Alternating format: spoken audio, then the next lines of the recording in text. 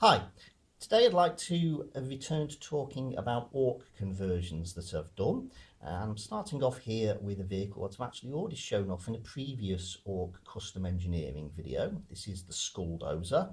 It is an Ork Wartrack Scorcher made using the chassis of an Ork truck kit with tracks taken from Battle Wagon, and then the Scorcher itself is the heavy flamer from an Imperial Guard Sentinel. Now, since I made this, I have expanded from a single Scorcher to a squadron of 5. They're all built in the same general way, but I've made slight variations to each model based on the crew and other details such as rams. You'll see each vehicle has a unique ram style, and also one of them has this windscreen attached to it. But the most significantly different one is this. This is the command vehicle. Here the Scorcher itself is in fact made from parts from an Ork Dreadnought instead of an Imperial Guard Sentinel. The gunner is an Ork Knob, with the arm actually comes from some flash gits. And then there is a banner pole. I've not put a banner on it yet, but I will do at some point. Now, these models, unfortunately, now are in the Legends category, given that Games Workshop doesn't make an Ork Wartrack Scorcher. They've dropped them from the official codex. But I still have rules I can use in more informal games if I go back to playing rather than just collecting and modelling. And in fact, I am considering using these models as the basis of some fan fiction, which would cover an Ork invasion of an Imperial held world and focus on a particular group of evil sons who all tear around in Wartrack Scorchers. Next up, I have this model that is clearly converted from a Genestealer Cult Goliath truck. I have replaced the wheels that were nice uniform human style ones with Orky ones. That actually took a bit of doing. The Ork ones weren't 100% compatible, and you can see there that I've actually had to add in a new axle, and I had to do the same at the front. It just isn't visible under the bottom of the model. Other than that, it was a reasonably straightforward conversion. Just add some armor plates at the back. The wrecking ball goes in on the mounting here, and on the cupola I've added a twin-linked big shooter. Now, when I made this, I intended for it to be an Ork gun wagon. That was a Forge World kit, but as with the Wartrack Scorchers, the gun wagon has now gone into the Legends category. However, I could still field this even in a more formal game just by treating it as a regular Ork truck. Instead of twin-linked big shooters, I just say it's got a single big shooter, and the wrecking ball is a perfectly acceptable option for an Ork truck. So this could just be a cosmetically different transport for a unit of Death Skull looters. Taking a break from things with wheels and tracks, I now move on to this Death Dread, which I built for my feral orcs, and this is just built from whatever spare parts I could find in my bits box. The core of it, the body, is based around 2 of the reinforced plates for an Ork truck kit, one at the front and one at the back. Then I just spaced them apart with pieces from Baneblade sprues that I had left over, and moved on to filling in the gaps and decorating it. The arms are simply the grabber claws from battle wagons. The legs come from dozer blades on the Imperial Guard tank accessory sprue, and then to give it its proper feral look, I've given it a steam engine on the back that is made from one of the large Ork bombs in the Dakjet kit, and an Ork truck exhaust pipe that I've just stuck cotton wool into to give it some smoke coming out.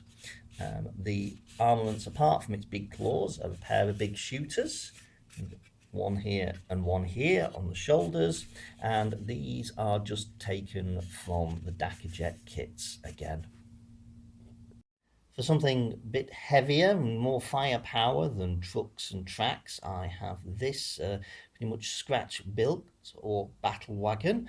Like the Death Dread, this was made from just whatever spare parts I could find in my bits box, as well as a handful of pieces of plastic card to fill in some awkward gaps, mainly down here at the front to fill in the sides, and also here at the back to build out the body of the chassis before I then just covered it in various spare parts. I also have used a lot of Imperial Guard parts on this kit. It's got Lehman Russ track sections there. The front part here is, of course, comes from a Chimera kit, but then I've blended that with numerous Ork parts, such as here, where these two gunners taken from the Ork truck kit stand. That entire gun nest is built from truck parts. Then I've got the turret taken from a battle wagon. And I decided that I was going to paint this one up to be a blood axe vehicle. I sort of figured that the amount of Imperial Guard parts I've used on it, it sort of seemed appropriate that the blood axes would have stolen all the spare parts they could whilst fighting as mercenaries for the Imperium, and stuck them all together to come up with this alternative to the regular Ork battle wagon kit. Going even bigger than trucks, tracks and battle wagons, I now have this battle fortress, and again I've built this just from going through my bits box and seeing what I could find in there and put together randomly. So largely these are Imperial Guard parts, but instead of it painting it up as blood axes, this time I've gone with Death Skull looters. So presumably they picked all these parts up off the battlefield after having blown up the tanks to begin with, and the main shape of the body was formed by the track sections, which are two Lehman Russ hulls. And these are positioned front to front, with the gap that would have been created in the middle hidden by this plate taken from a Chimera chassis sprue, and sponson that is taken from a Baneblade kit. The main hull is then just spaced out with various parts. I've used Chimera hull and a Baneblade track and headlight section to set the overall width, and then I matched everything to that. I've also used some Ork parts, obviously. That's the turret mounting from a battle wagon, and then we have the upper hull from the rear section of a battle wagon kit with a secondary turret added. Now, the main turret on this I was originally going to make from a Lehman Russ turret, but then I decided again I was going to see what parts I could just cobble together to make something that looked a little different. And a lot of the side of this is actually made from sponsons taken from Lehman Russ kits. I have plenty of those left over after all my squat Lehman Russes that didn't use any sponsons. And then on top of those, I've actually mounted a Chimera turret and a cupola that is taken from an Ork battle wagon again. To finish it off, I then put in place a dozer blade at the front.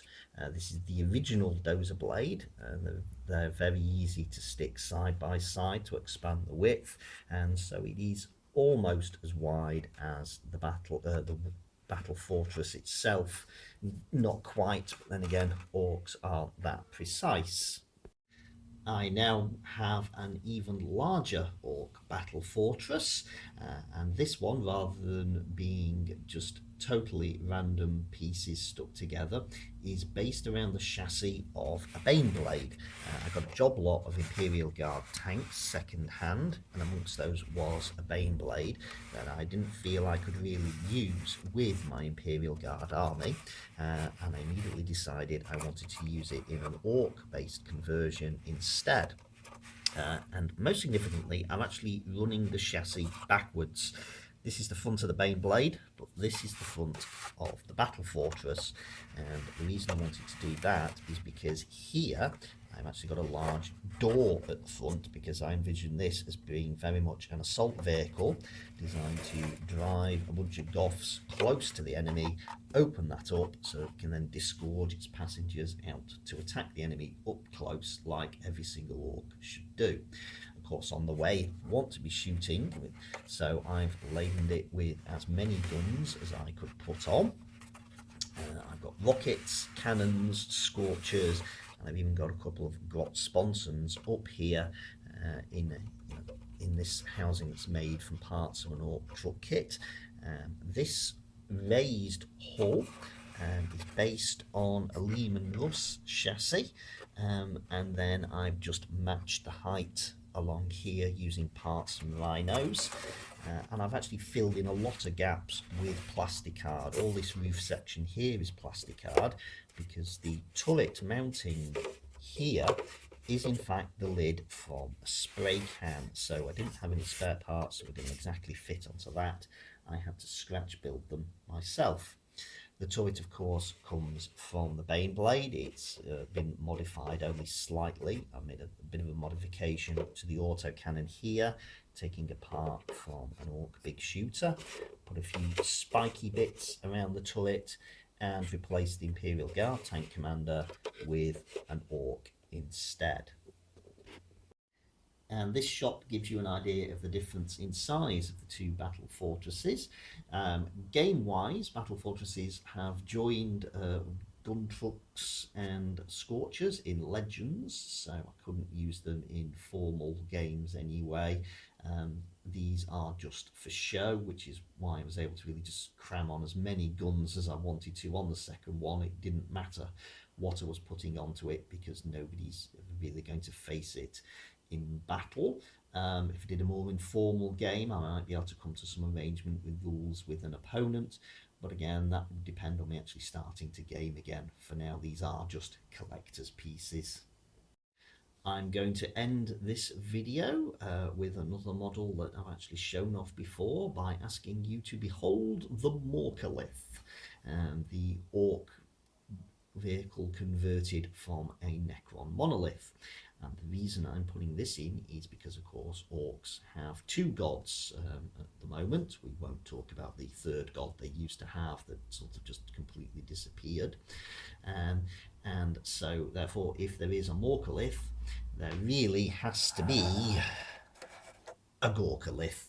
And it's built in a similar fashion. I was able to get hold of parts of the old style monolith before the new one was released. It was incomplete, so I got it quite cheaply on eBay, and I have just decorated this with numerous Ork parts. I've gone for a tracked locomotion rather than wheeled, using battle wagon track sections, and I've crafted this as very much an artillery support vehicle with a couple of bits of plastic pipe at the front set into the reinforced ram plates of an Ork truck or two Ork trucks, and I've used that to create a super cannon.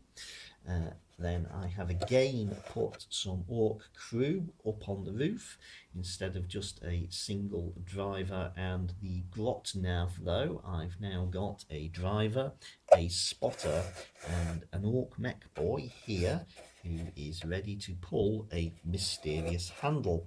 I'm not quite sure what the handle does, but I'm pretty sure that when it's pulled, it will be pretty impressive.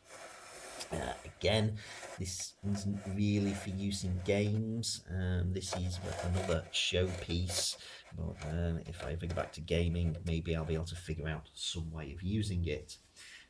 But that is it for today. I am working on some other Ork conversions, which I may present to you at a later date. In the meantime, I hope you enjoyed looking at these, and thanks for watching.